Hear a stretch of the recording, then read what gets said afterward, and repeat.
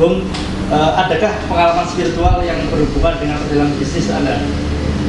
Ya, jelas ya, ada. Kalau kita ingin benar-benar sukses, mau nggak mau, suka nggak suka, spiritual itu menduduki ranking yang pertama dan utama. Karena dengan kita banyak sedekah, dengan kita banyak mendekatkan diri kepada yang di atas, kita sering diingatkan. Nah, karena kadang-kadang orang kalau yang jadi masalah kan kalau dalam bisnis itu kalau lagi turun banyak kan kompak, tapi begitu maju ribut. Bisnis semua kebanyakan begitu kan. Kalau kita berusaha tidak seperti itu, maju tetap kompak, nggak maju ya apalagi nggak usah dikasih tahu, mesti kompak gitu. Jadi yang paling penting justru adanya satu visi, satu misi. Kemudian dalam kita berusaha pun kita punya namanya istilahnya kayak manajemen untuk manajemen yang kita yakini bahwa itu baik. Sebenarnya itu manajemen dari bukunya Imam Asyuyuti ya. Ada sekitar 7 ciri akhlak yang mulia atau sikap yang baik itu apa. Nah kalau ketujuh itu, kiat itu kita pegang, insya Allah bisnis akan lancar. Yang pertama, mengurangi selisih dan sengketa. Jangan suka atau jangan hobi mengoleksi selisih dan sengketa. Kalau ada masalah selesaikan. Kalau masalahnya sulit atau rumit disederhanakan. Kalau masalahnya ringan langsung selesaikan. Seperti rumus matematika. Ya kan, kalau rumit disederhanakan dulu, kalau memang gampang langsung diselesaikan. Kalau langsung menyelesaikan sulit. Itu yang ya, jadi mengurangi selisih sengketa itu penting karena setiap orang bisnis itu mesti ada konflik. Konflik itu bukan sesuatu yang menakutkan, konflik itu ya menyenangkan, mengingatkan kepada kita bahwa kita itu ada perbedaan kepentingan, itu konflik. Perbedaan kepentingan. Yang kedua, tidak mencari-cari kesalahan orang lain. Nah, kadang-kadang kalau kita bermasalah terus kita langsung egonya keluar. Itu gara-gara ini, kesalahan bukan pada saya. Mencari kambing hitam. Padahal sekarang kan Idul Adha masih lama kan. Kambing nanti pas korban baru disembelih, kalau akikoh juga bisa.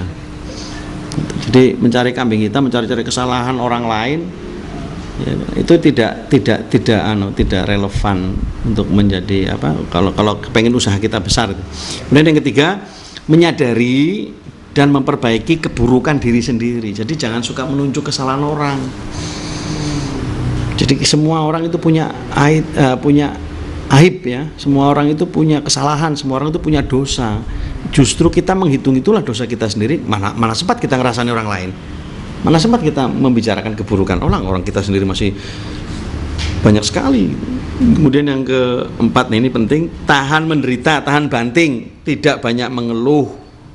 Kenapa tidak banyak mengeluh? Karena sesungguhnya orang yang suka mengeluh itu orang yang paling banyak dikeluhkan oleh orang lain. Perhatikan, tapi cari orang yang suka ngeluh, pasti dikeluhkan oleh orang lain. Tidak boleh banyak. Kalau mengeluh boleh, tapi langsung kepada yang di atas. Jangan mengeluh pada atasannya. Ngeluhlah kepada yang di atas, jangan mengeluh pada atasan. Kemudian yang kelima, nah ini berwajah ceria.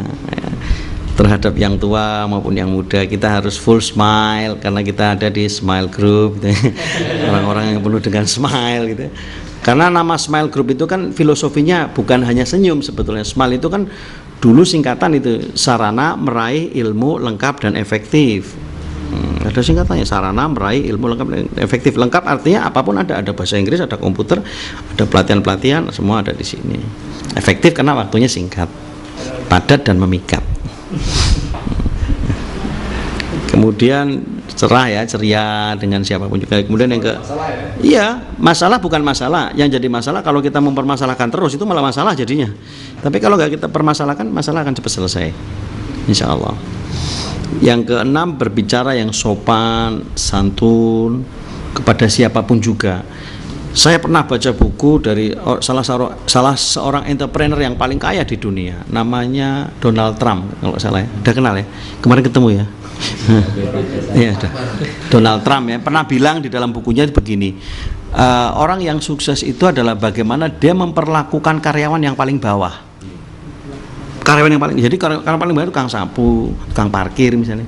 Kalau bosnya itu sering memerintah dengan cara-cara yang tidak baik dan tidak benar, berarti dia bukan seorang bos yang sukses, karena dia sikapnya nggak baik gitu.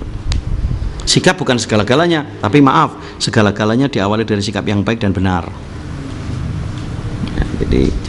Bagaimana memperlakukan karyawan yang paling bawah? Kalau memperlakukan atasan jelas kita menghormati, tapi yang paling bawah, ya itu yang penting. Kemudian yang terakhir, nah ini minta maaf. Karena setiap orang punya kesalahan, atas segala kesalahan yang baik yang disengaja maupun yang tidak disengaja, kekhilafan atau kesalahan. Karena yang namanya manusia itu kalau berani minta maaf itu justru bukan orang yang lemah. Orang yang suka meminta maaf, orang itu adalah orang yang kuat karena dia bisa menahan hawa nafsunya.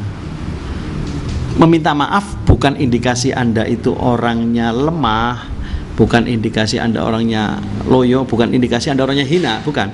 Dan memberi maaf pun bukan menandakan bahwa Anda bangga diri, bukan. Tetapi justru dengan saling memaafkanlah membuat kehidupan kita menjadi mulia. Minta maaf tidak membuat hina, memberi maaf tidak membuat bangga, tapi justru dengan saling memaafkanlah kita menjadi orang yang mulia. Itu kira-kira pengalaman spiritualnya seperti itu, atau filosofi bisnisnya kayak gitu kira-kira. Jadi kalau ada 7 kiatnya ini ditanamkan dalam setiap bisnis apapun juga, dan ini saya persilakan siapapun mau nyontek boleh, nggak apa-apa, karena ini milik umat.